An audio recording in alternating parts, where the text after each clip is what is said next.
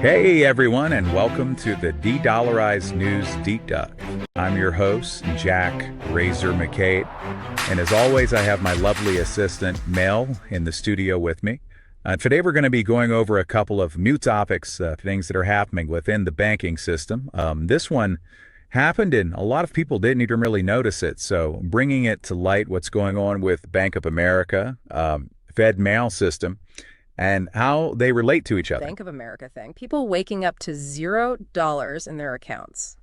Talk about a nightmare. Yeah, I mean, it really makes you think about how much we rely on these systems, and what happens when they fail us. And we're not talking about some small, unheard of bank here. This was Bank of America. Thousands of customers locked out, unable to access their own money for hours. And the word part? The bank was totally silent at first. That just makes the anxiety so much worse, In those situations, communication is key. Absolutely. And it really makes you wonder what happens when something even bigger goes wrong. And speaking of big things happening, let's talk about FedNow, the Federal Reserve's new real-time payment system. Right, FedNow. On the surface, it seems like a good thing, right? Like they're using it for disaster relief and stuff, getting money to people super fast. Yeah, it sounds pretty impressive at first glance, but isn't there always another side to these things, especially when we're talking about something as important as our money? That's exactly right. We need to look deeper into how FedNow actually works. It's not just about speed, it's about this whole programmability thing. Okay, so programmability in the context of our money. You're going to have to explain that one. Basically, it means they can control how the money is used. Imagine a scenario, another financial crisis, say, and the government uses FedNow to distribute funds. Kind of like the disaster relief thing, but on a massive scale. Right. But this time, because of the way FedNow is designed, they could put restrictions on how you spend that money. So you might not have complete freedom with those funds, even though it's your money. Exactly. It's a trade-off. Yeah, you get speed and efficiency, but at what cost? Are we giving up some of our control? That's a big question, especially if we're talking about a large-scale crisis situation. And it all circles back to that Bank of America outage, doesn't it? It shows how vulnerable these systems can be, even the big ones. Absolutely. We've got these big institutions like Bank of America that can get hit with major disruptions. And then on the flip side, we have this new system, FedNow, with the potential for a lot more centralized control. So where does that leave us? Who do we trust with our money in times of crisis? Big institutions that could fail. Or a system like FedNow that might limit our access to our own funds. That's the million-dollar question, isn't it? And to answer it, we need to understand all the options. Right. And maybe there are other options out there besides these two. Now that's where things get really interesting. There are alternative systems people are trying to build, even if they sound a little, out there. Okay, now you've got me hooked. Tell me more about these out there alternatives. All right, well, how about we take a quick break and then we'll jump right into it. Imagine watching a rally for your favorite American leader, feeling patriotic. A gold commercial airs, and you want to support America by buying gold. But when you call, they try to sell you foreign coins. You wanted American coins, but they push foreign ones, claiming they're rare. That's not putting America first. Enter Prime Asset Group, a premier gold dealer with 17 years of experience and an A+ Better Business Bureau rating. We're offering a free 180-page book exposing the truth about foreign bullion and why American gold is best. At Prime Asset Group, we put America first. Our American coins are often more affordable than foreign ones. We handle IRAs, 401k transfers, and deliver discreetly to your doorstep. For 17 years, we've offered expertise and commitment to American values. Call Prime Asset Group today and get your free book and support America with American Gold. Choose American Gold. Call Prime Asset Group now. All right, so before the break, we were getting kind of deep into these alternative financial systems, ones that could address some of those vulnerabilities we talked about. Right. And, those concerns about centralized control, well, one alternative that's been getting attention is this thing called decentralized finance, or DeFi for short. Okay, DeFi. Yeah, I've heard that term thrown around. It's all about cutting out the middleman, right? You got it. DeFi uses blockchain technology, kind of like cryptocurrencies, to make a financial system that's more open and way more transparent. So instead of relying on banks or those big institutions, transactions are recorded and verified by a whole network of computers. So it's like taking that power from the big guys and giving it to the people. Yeah, you could say that. It's more peer-to-peer. Individuals have more control over their own money without needing a bank to be involved. Okay, I get the appeal of that for sure. But is it really practical for everyday stuff, like paying bills or buying groceries with blockchain? Well, it's still early days for DeFi, and there are definitely some challenges like anything else. Scalability, user experience, regulation, those are all things that need to be worked out.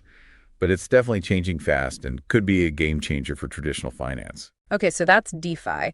What else is out there? You mentioned something about community banks. Right. Community banks, think of them as the opposite of those giant financial institutions. They're local, serving a specific area, and they really focus on relationships with their customers and giving back to that community. So it's all about personalized service and supporting local economies. Exactly. And because they're smaller, they can be much more agile and responsive to the needs of their customers in that specific area. Yeah, it's like a back-to-basics approach, building trust through personal connections. And while they might not offer all the fancy features of the big banks, they often provide a level of service and attention you just won't find at a bigger institution. So we've got DeFi on one end, decentralized, tech-driven, focused on individual control, and then community banks on the other end, local relationship-based, community-focused. It's interesting to think about how those different models could work together in the future. And that's really the point here.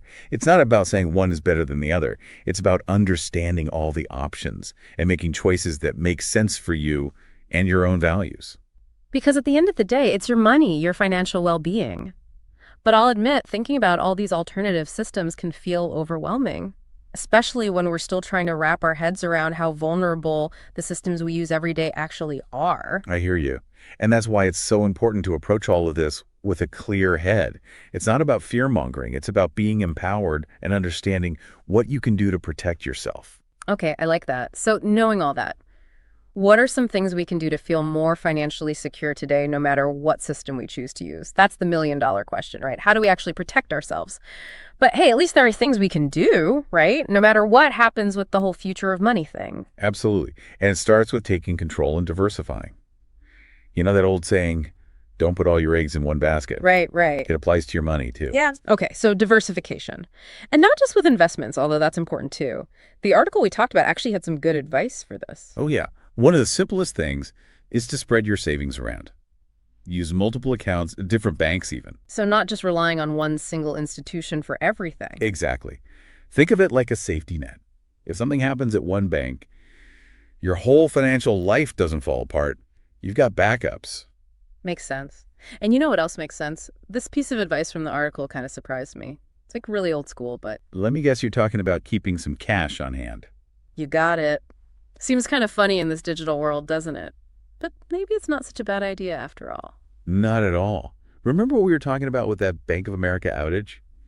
Imagine if you needed cash, like right then, but you couldn't get to it. Yeah. Having a little stash at home, just for emergencies, can give you peace of mind. It's like a backup generator for your money. Exactly. You're prepared for anything. And while we're on the topic of being prepared, there's another thing that's super important. What's that? Staying informed.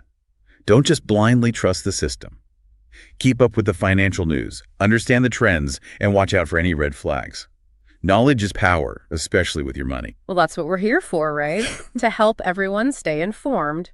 But seriously, you're right. The more you know about how these systems work, the better decisions you can make. Couldn't agree more.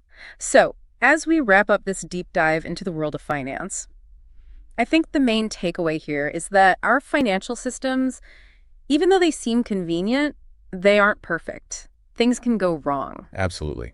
It's all about understanding the risks, exploring those alternatives, and taking steps to protect what's yours. And hey, maybe keeping a little cash tucked away just in case. It hurts to be prepared. Well, this has been a fascinating conversation. A little scary at times, honestly, but thank you for joining us on this deep dive. Remember, stay curious, stay informed, and most importantly, stay in control of your financial future. I'm Jack Razor McCabe, and that wraps up another episode of Dedollarize News Deep Dive. If you enjoyed the show, don't forget to hit the subscribe button, Like, share, and leave a comment. Let us know what topics you want us to discuss in the next episode. And don't forget to visit us at Dedollarizenews.com for more updates and insights. Remember, we're not financial advisors, just two curious minds trying to make sense of the complex world of finance. Until next time, stay sharp and stay informed. We'll see you on the next episode.